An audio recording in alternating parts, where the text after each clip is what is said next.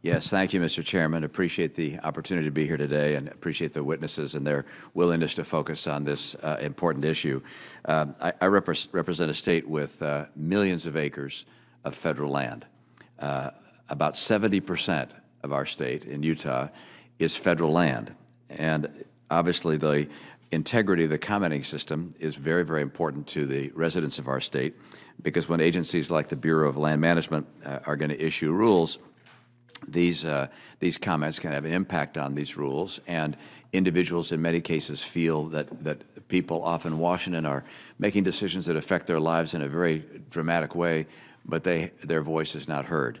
And clearly when there are reams and reams of fake comments being made, people who have a legitimate concern feel that their particular voice is not being heard.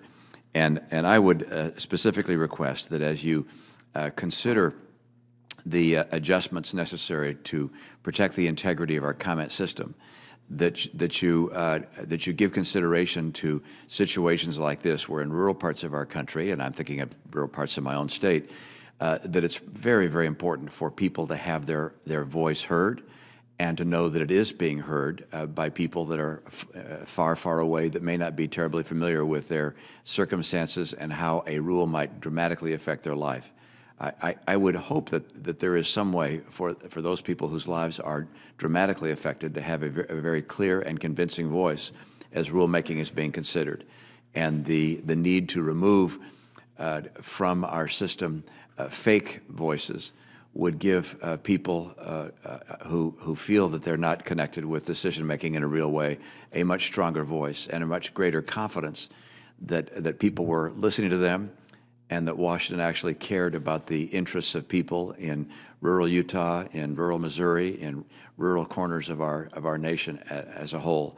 So I just want to underscore, Mr. Chairman, and to each of the people who are testifying today, that this capacity of the American people to comment on a potential rule is critical and elemental as part of their conviction that our democracy is working, and that Washington and the government is intent on being aware of their concerns and reaching decisions that actually are in the best interests of themselves and of our nation.